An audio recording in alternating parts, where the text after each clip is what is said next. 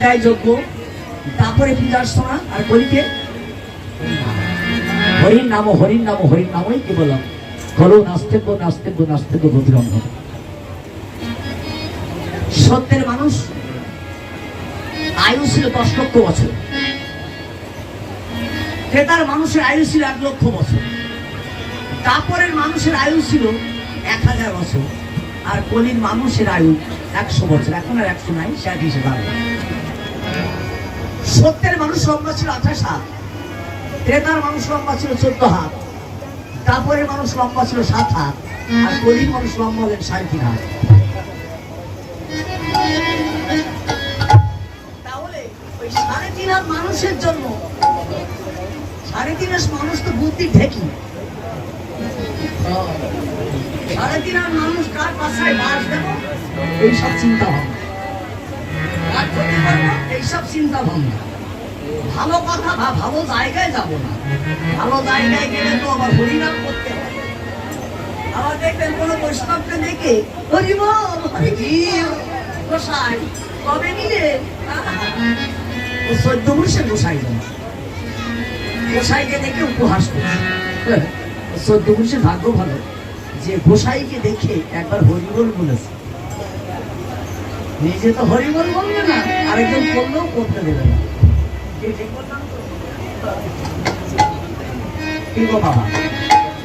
কলিযুগের আয়ু স্বল্প, অন্নগত প্রাণ আর ধ্বনিগত ওটা বললাম না। খাওয়ার পরে শ্রবণে যায়, তাই মহাপ্রভু ওই কামন্ত জীব, কামন্ত বোঝেন তো? না না, আপনারা বোঝেন না, আপনারা তো প্রেমানন্দ। কামন্ত জীব যারা কামের গন্ধ পেলে পাশ ছাড়ে না, সেই সব কামন্ত জীব, কামন্ত জীব হয়ে প্রেমন্ত আস্বাদন না করে কামের পাশে পাশে ঘুরে, তাদের জীবনে গোবিন্দ দর্শন হয় না। তাই গৌর হরি হরি বল।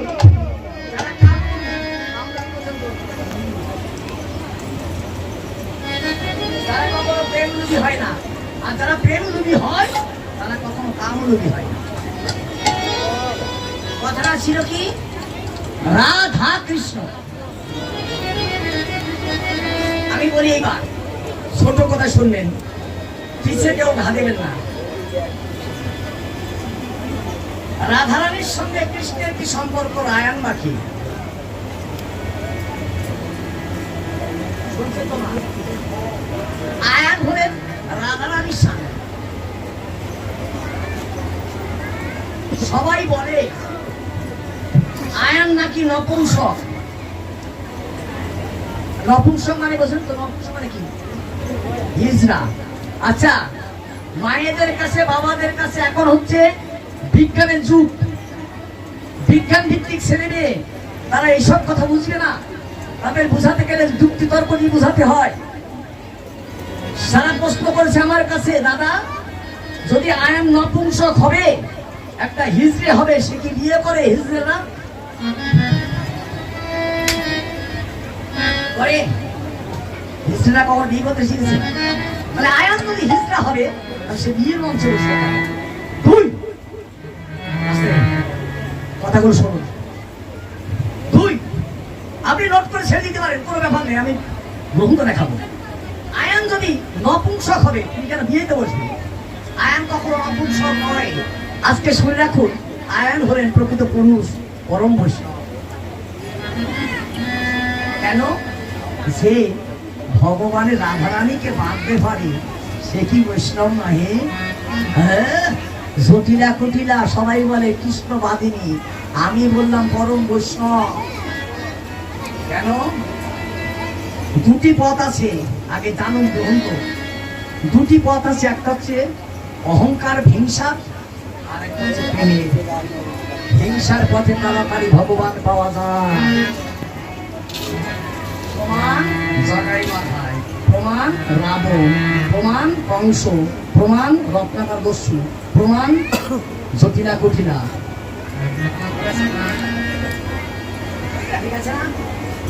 কেন না মা, যদি রাবণ রাবণ আর রামচন্দ্র মা, রাবণ কতটুকু বৈষ্ণব ছিলেন যে যেদিন অকালে বোধন যজ্ঞ করেছিলেন রাবণ না রামচন্দ্র, সেই যজ্ঞের পূজারীর কাজ করেছিল রাবণ। রাবণ জানতো আমার মৃত্যুবান সৃষ্টি করবে রাম, তাই সে যজ্ঞ করেছে, কিন্তু জেনে শুনে রাবণ সেই যজ্ঞের পূজারীর কাজ করেছিল।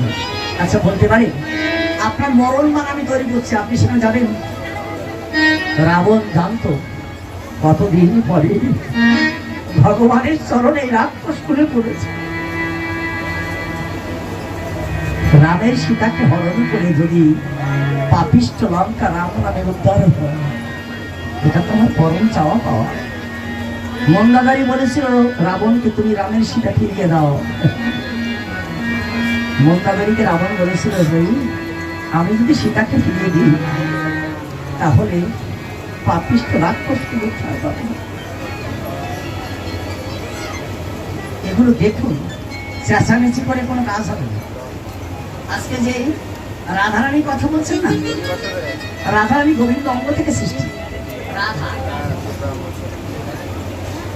গ্রন্থে লেখা আছে রাধা, এই রাধারানী লীলারা সাক্ষাৎ ভগবান সৃষ্টি করেন। এখানে আমি একা গাইলে কি কেউ শুনবে? আমার পারিষদ গান আছে, তাহলে ভগবান একা আসলে কিন্তু লীলা হবে না। আচ্ছা বলুন তো দেখি, মহাপ্রভু যদি পরম বৈষ্ণব হয়, জগাই মাথায় যদি জগাই মাথায় না পারতো কলসির কানা, গৌর হরিকে কেউ চিনত না। তাই গৌর হরি বলেছিলেন, যদি মানুষ কলসির কানা তাই বলে তোদের প্রেমে দেব প্রেমে দেব। তাহলে জগাই মাথায় কি বৈষ্ণব নয়? পরম বৈষ্ণব। কেউ হিংসার পথে ভগবান পায়, কেউ প্রেমের পথে পায়। তাহলে প্রেমের পথে একটু দেরি হয়, হিংসার পথে তাড়াতাড়ি পাওয়া যায়। তার প্রমাণ কংস। কংস জানতো না কৃষ্ণ ভগবান, জানতো আর বলতো, প্রভু শুনেছি মরণের সময় যদি কেউ গোবিন্দ চরণে মাথা রেখে মরতে পারে তার গোলক বৈকুণ্ঠ ধামে বাস হবে। আমার শুধু এই বাসনা, প্রভু আমি যেন শেষের দিনই তোমার চরণে মাথা রেখে আমি মরতে পারি। প্রভু বিশ্বাস করেন না, মরণের সময় যদি কেউ কৃষ্ণ নাম করতে করতে মারা যায় তার গোলক বৈকুণ্ঠ ধামে বাস হবে। এবার কথাটা ছিল কি, রাধা কৃষ্ণ আর আয়ান। রাধা কৃষ্ণের শুদ্ধ প্রেম আমি মানছি, কিন্তু আয়ান কি? রাধারানীর ছোটবেলার কথা আমি বলি, এটা আমার কথা নয়, গ্রন্থের কথা।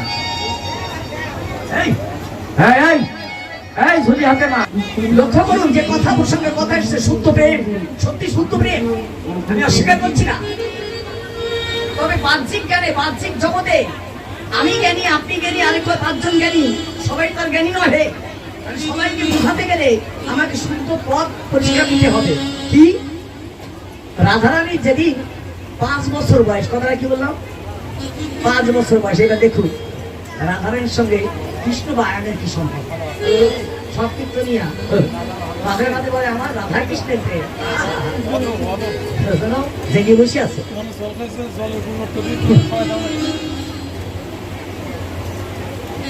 কিছুটা ধুলি নেয়, আপনার ধুলি নেয়, আর কিছুটা মাথায় তোলে, আর কিছুটা ওই কাঁধে, সবাই মনে করে ওরে বাবা কি কীর্তন।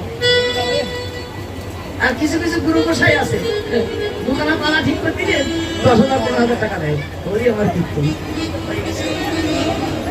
জয় রাধে। লক্ষ্য করুন, আজকে আমার কথাটা অন্য জায়গায় বললেন, যদি আমার কথা ভুল প্রমাণ করাতে পারে সারা জীবন কীর্তন করবো না, ভ্যান চালাবো। কথা কেউ বললে আমি জেনেই বলেছি, না জেনে বলি নাই। কি? রাধারানী ছোট্টবেলায় 5 বছর বয়সে বাবা বিশ্বভানু রাজার সঙ্গে হাত ধরে গেছিল বাজারে গিয়ে। বিশ্বভানু রাজা বলছে, মা রাধারানী একটা পালা আছে, নাম হচ্ছে পুতুল খেলা। যারা কীর্তনে আছে তারা জানে, এই পালার মধ্যে আছে বলছে বাবা কিছু বলবি মা? তা বাজারে এসছিস কিছু কিনবি না? রাধারানী বলছে বাবা কাকে কিনবো? যাকে কিনবো তাকে তো বাড়ি নাই। হঠাৎ দেখে বাজারের একটা কোনায় একটা পালমশাই বোঝেন যারা হাড়ি পাতিল তৈরি করে, সেই পালমাসের দোকানে রাধারানী আমার দৃষ্টিতে তাকিয়ে আছে। একটা মাটির পুতুল, নাম হচ্ছে কৃষ্ণ। সে গোপালের দিকে তাকিয়ে দুটি নয়ন জলে বুক ভাসায় খুঁজছে, প্রভু কতদিন ধরে তোমাকে খুঁজি তা পাই না, আজ যখন পেয়েছি তোমাকে নিয়েই আমি ঘরে ফিরে যাবো। এবার লক্ষ্য করি ওই গোপাল অত কৃষ্ণকে কিনে ঘরে নিয়ে এসে, কৃষ্ণকে কিনে ঘরে নিয়ে এসে আমরা ছোটবেলায় খেলি না তুমি বর আমি তোমার বউ, কৃষ্ণকে ওই শুদ্ধ প্রেমে কৃষ্ণকে স্বামী বলে মেনে নিয়েছে। প্রত্যেকদিন বর বধূ খেলা করে। একদিন রাধারানী বলছে বধূ তুমি না মাটির পুতুল, তুমি না কথা বলতে পারো না, তোমার দুটি নয়ন আছে, আমার দুটি নয়ন আছে, একটি নয়ন আমি তোমাকে দেবো, তুমি আমার নয়ন দিয়ে আমায় দেখবে। যেই নয়নকে স্পর্শ করতে গেছে সত্য প্রেমের উদয় হয়েছে মা। ভগবান ওই পুতুল শেষে শ্রীমতী রাধারানী হাতটি ধরিয়ে ধরে বলছে রাধে অমন করে তুমি আমার জন্য নিজের দেহটা ছিন্ন বিচ্ছিন্ন করছো। রাধারানী বলছে ভগবান শুনেছি না কাঁদলে ভগবানকে পাওয়া যায় না। প্রভু জগদীশ্বর আর কত তুমি কাঁদালে গো? তুমি তো জানো স্বামী, বলো তোমাকে তো মনে মনে ভালোবেসেছি। এবার শুনুন আয়ান রাধারানী আর কৃষ্ণের ভালোবাসা। কিছুদিনের মধ্যে তো আয়ানের সঙ্গে আমার বিয়ে হবে, বাসর ঘরে আমি তার সঙ্গে সঙ্গ হয়ে দিতেই হবে। ভগবান বললেন রাধে রাখে হরি মারে কে আর মারে হরি রাখে কে। আজকে দেখুন সম্পর্কটা কোথায় নিবিড় হয়ে আছে।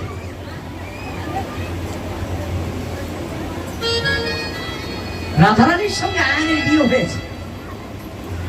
আয়ন কিন্তু জানতো কৃষ্ণকে সে ভালোবাসে, তার সত্ত্বেও সে বিয়ে করেছে। যেদিন বাসর রাত হয় এটা লক্ষ্য করুন, রাধা কৃষ্ণ আর আয়নের কি সম্পর্ক। যেদিন বিয়ে হয় বাসর ঘরে রাত্রে, সেদিন রাধারানী ওই পুতুলটাকে নিয়ে খেলছে খেলা। পুতুল একটু বলেই তো তুমি আমায় হারিয়ে ফেলবে।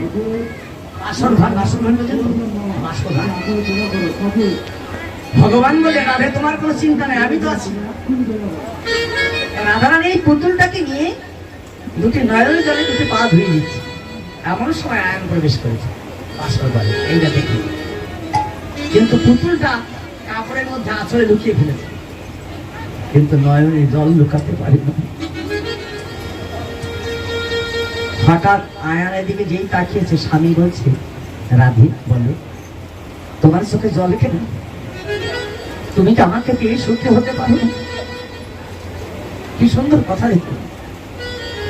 রাধারানী বললেন স্বামী তোমার মতো মানুষকে পেয়ে কে সুখী হতে পারে না? তবে স্বামী আমি সত্য কথা বলবো না মিথ্যা কথা বলবো? বলে সত্য কথাই বলো। আমি জানি তুমি কেন কাঁদো। সেদিন রাধারানী আয়ানের চরণে পড়ে কাঁদছে, বলছে স্বামী আমি ছোটবেলা থেকে আমার এই মনটা আমি গোবিন্দের চরণে দিয়ে ফেলেছি। বলতো স্বামী যদি কোনো নারী মন দিয়ে তার স্বামীকে ভালোবাসতে না পারে, তাহলে দেহ দিয়ে ভালোবাসতে কি কিছু পাওয়া যায়? ওই যে শুদ্ধ প্রেমের কথা বলুন, এটাই হচ্ছে শুদ্ধ প্রেম।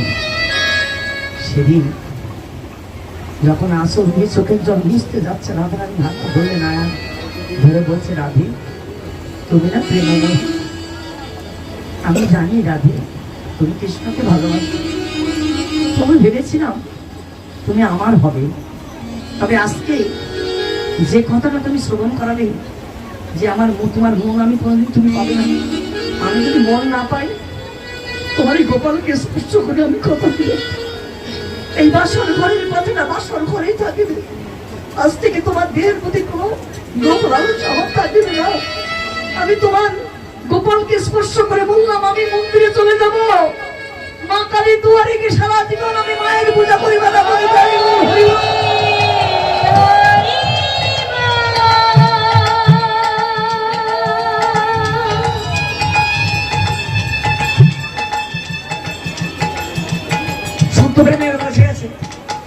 সেদিন থেকে আয়ান কিন্তু মায়ের চরণে আত্মনিবেদন করে পড়ে থাকে, মায়ের দুয়ারে কিন্তু ঘরে আসে না। কেন জানি? রাধারানী আমার নয়, রাধারানী গোবিন্দের। এইবার তত্ত্বের কথাগুলো আমি বলি, কতটা বলি?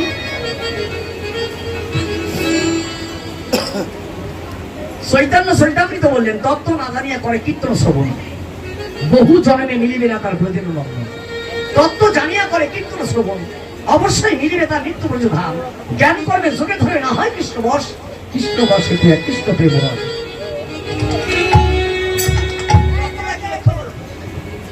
আয়ান কৃষ্ণ আর রাধারানী তত্ত্বটা কি? আপনারা গুরু চরণ আশ্রয় করেছেন না? করেছেন? শব্দরত্ন অন্ধকার, শব্দরত্ন আলো। তাহলে অন্ধকার জগৎ থেকে আলোর পথ দেখায় তিনি দীক্ষাগুরু।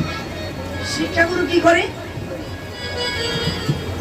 শিক্ষাগুরু এলে দেহের রিপুগুলো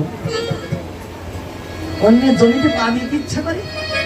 শিক্ষাগুরুর ভজন তত্ত্ব যদি জানা যায়, ওই ওই অন্য জমিতে পা না দিয়ে নিজের জমিতে থাকতে ইচ্ছা করে, অন্য জমিটা যেতে ইচ্ছা করে। দমন হয়। আপনি একাদশী করবেন, রিপু দমন হবে। একাদশী করবেন না, রিপুগুলো খাবো খাবো করবে। তো শুধু মাছ মাংস নয়, নারী লোভী বেশি হবে। এবার দীক্ষা শিক্ষার পরে কি আসে জানা আছে কারোর? আরেকটা মন্ত্র আছে কি বাবা? কাম বীজ কাম গায়ত্রী মন্ত্র। সবাই দিতে চায় না, সবাই দিতে চায় না, বৈষ্ণবরা জানে। যারা আমার কথাটা শুনবে তারা বৈষ্ণবে ঘরে গেছে, হয়তো কারণ 19-21 প্রণালী আছে, তারাই বুঝবে যে কতটুকু হলে কতটুকু যাওয়া যায়। এবার আপনি যদি আপনার ভজনটা সঠিক হয়, আপনি বলতেন গুরুদেব এরপরে কি আছে? গুরুদেব বলে আমি দিতে চাইবো কিন্তু তুই নিতে পারবি, যা দিয়েছি যা পেয়েছিস তাই নিয়ে থাক, আর একুশ না। কি সুন্দর কথা। আপনি যদি না ছাড়েন না, গুরুদেব বললেন কি জানেন? এই বলে কি তুই পারবি তো? বলে হ্যাঁ। স্বামী স্ত্রী দুজন আমার কাছে হয়। স্বামী স্ত্রী যখন তার কাছে যায় গুরুদেবের কাছে, এবার দেখুন রাধা কৃষ্ণ নারায়ণের প্রেমটা কি। গুরুদেব বলে শোন বাবা, আজ থেকে তুই গিরিরাজের পাক পড়তে বা রাধা কৃষ্ণের যুগল চরণে হাত রাখ। স্বামী স্ত্রী উভয় হাত দিলাম।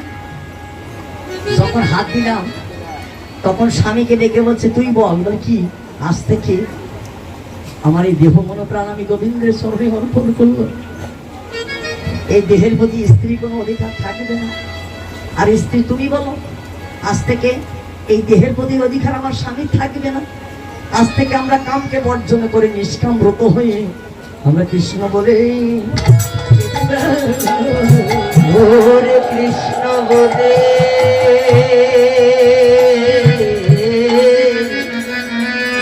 ঐশ্বর্য ছেড়ে মাধুর্যের পথে বসে কৃষ্ণ ভজন করে তিনি না। কৃষ্ণ পরমেশ্বর ভগবান সচ্চিদানন্দ বিগ্রহ। আর আয়ানকে আয় আয় আয় সন্ধি দিচ্ছেন কিনা? আয় যুক্ত তার স্বামী যত বেশি আয় করতে পারে সেই আয়ান ভালো। আয় আয় করে আম তৈরি আমার স্বামী, না হলে আসামি। রাধারানী এখানে সবাই বাবা, আর পরমাত্মা গোবিন্দ মধ্যে আছে। যদি বলেন এখন এটা কিরকম বুঝালে? গোবিন্দ যেদিন সমুদ্র মন্থন হয় হয়েছিল না, একদিকে অমৃত একদিকে গরম বিষ হয়েছিল। আচ্ছা বিষ পান করেছিল কি? আচ্ছা ভোলানাথ যখন বিষ পান করছে তখন বিষকে লক্ষ্য করে ভোলানাথ বলেছে অবিশ, বলে কি? তুমি আমার কণ্ঠের নিচে নেব না। কণ্ঠের নিচে কে আছে? বিষকে বলেছিল ভোলানাথ আমার কণ্ঠের নিচে গো আমার কণ্ঠের নিচে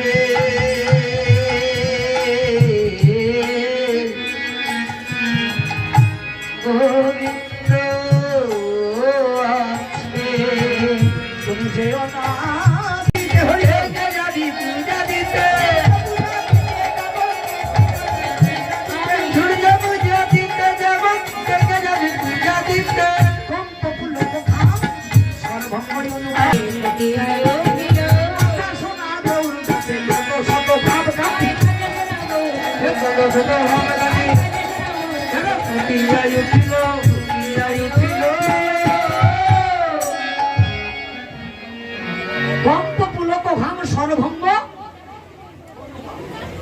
নয়নের জল পরিপূরক ফুটিয়ে উঠলে কি মা? আজকের একটা কথা শুনুন, এটাও ভাগবতের কথা আছে। কি ফুটে উঠল? ভাগবত বললেন সাত্বিক ভাব। সাত্বিক ভাবটা কেমন? এখানে আপনারা বসে আছেন না, কেউ আছে আমাকে দর্শন করে সুখী হচ্ছে, আর কেউ আছে প্রেম জগতে অশ্রু বিসর্জন করছে, আবার কেউ আছে সেবাটা দিলে খেয়ে দেয়, আর কেউ আছে আমার পিছনে কেমন করে কাটিয়ে দেওয়া যায় সেটাও লক্ষ্য করছে। তাহলে মানুষ সবাই সমান নয়, কেউ আমার ক্ষতি করছে, কেউ আনন্দ করছে, কেউ হরিনাম করছে, কেউ হরিবল বলছে, আবার কেউ খাওয়ার জন্য চুপ করে বসে আছে, খাওয়াটা কখন দেয়। তাহলে এর অর্থটা কি? ভাগবত বললেন এখানে বসে সবার চোখে জল আসে না। কেন?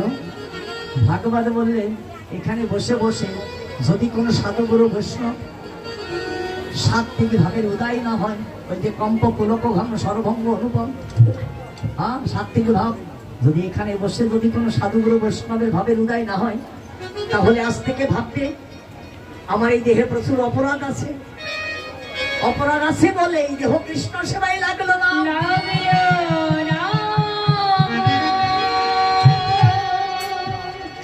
মা, আর যদি কেউ এখানে বসে নিজের আমিত্ব অহংকার পরিত্যাগ করে দুটি নয়ন জলে বন্ধু ভাষাই যদি একেবারে কৃষ্ণ বলে কেঁদে ওঠে, মা যদি এখানেই বসে কেউ কৃষ্ণ বলে কাঁদে, মনে মনে ভাববে আমার দেহ কৃষ্ণ সেবায় লেগে গেছে, ও দেহ কৃষ্ণ সেবা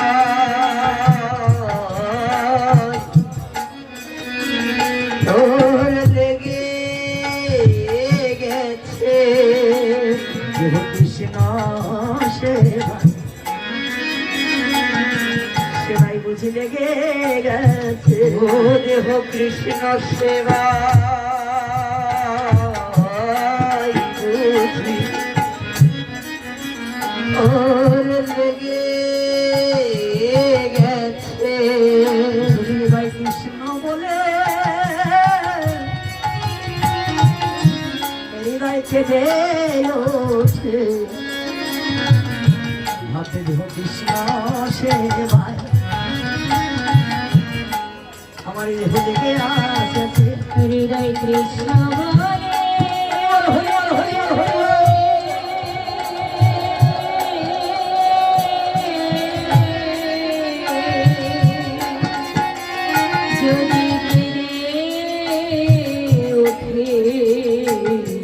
দেহ কৃষ্ণ সেবায় ওর লেগে গেছে, মহাপ্রভুর দুঃখী নয়ন জলে বগ ভাসাই বাম বুঝাইয়ে দক্ষিণে মুখ ঝাপাই, আরে বাম বুঝাই বসনে মুখ ঝাপাই,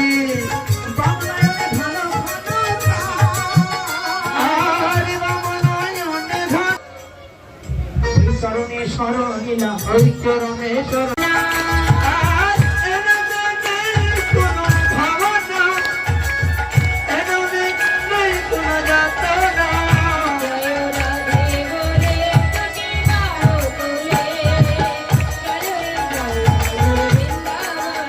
জয় জয় রাধে বলে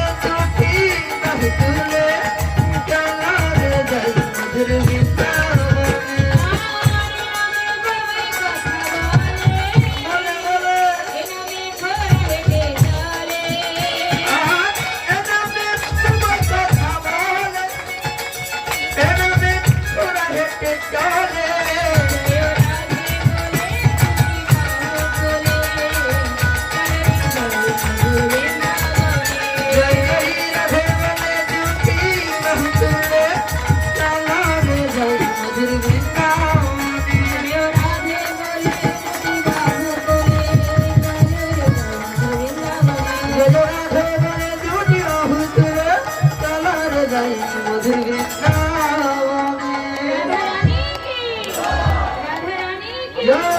সিংহাসনে বসে আছে, রাজমাতা হয়েছে।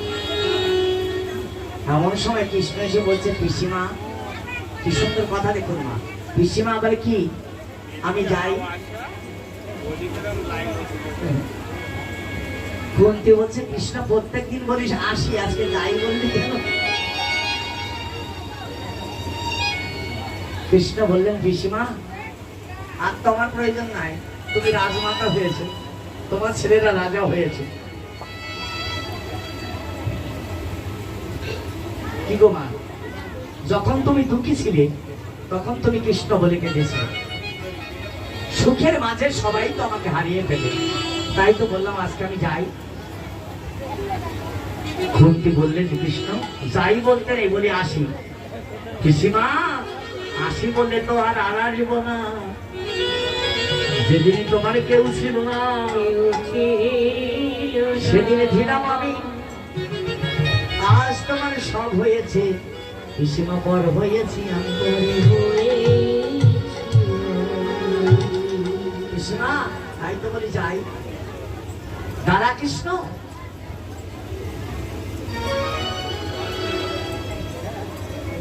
বলো পিসিমা।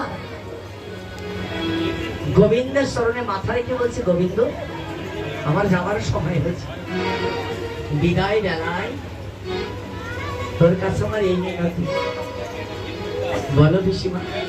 হরে কৃষ্ণ রে, যাবার বেলায় কে কথা তোকে শুধু বলে যায়, যেন জনম জনম এই হরিনাম গাইতে যেন পাই। যাবার বেলায় একটি কথা শুধু বলে যায়, জনম জনম গাইতে পারি, গাইতে যেন পাই। যাবার বেলায় একটি কথা শুধু বলে যাই, জনম জনম এই হরিনাম গাইতে যেন পাই। বেলায় একটি কথা শুধু বলে যায়, জনম জনম এই হরিনাম গাইতে যেন পাই। যেদিন আমি, হরে কৃষ্ণ, যেদিন আমি থাকব নয়ার এ ভব সংসারে, সাজের প্রদীপ জ্বালাইয়ে দিবি কৃষ্ণ নামে সুরি। যেদিন আমি থাকব নয়ার তোমাদের মাঝে, সাজের প্রদীপ জ্বালাইয়ে দিও কৃষ্ণ নামের মাঝে। আমি চলে যাই, শুধু বলে যায়, জনম জনম এই হরিনা গাইতে যেন পাই। যাবার বেলায় হরি বল, হরি বল।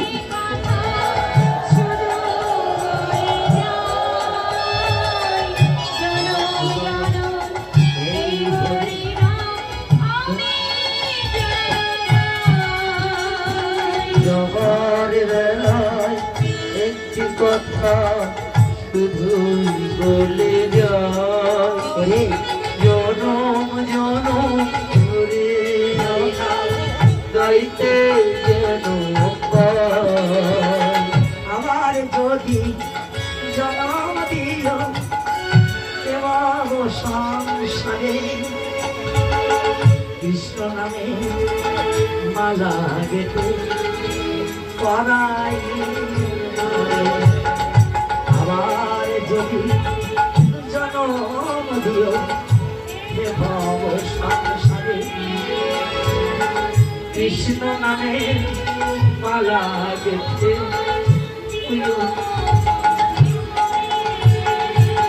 আমি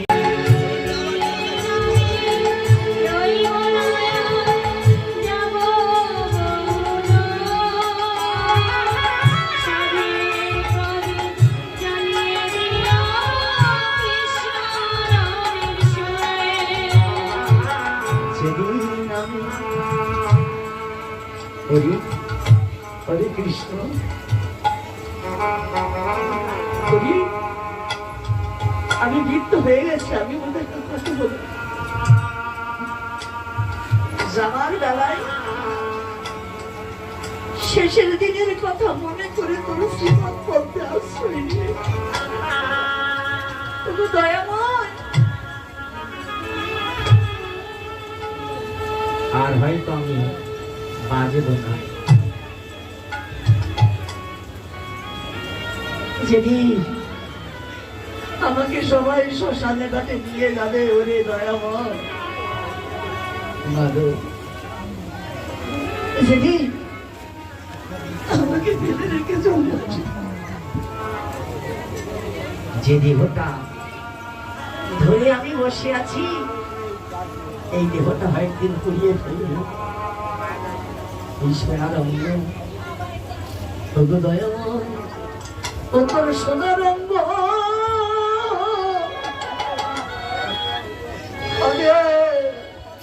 ভঙ্গরে তুই যেদিন পুড়ে হবি নীলাকাশে যাবি উড়িয়ে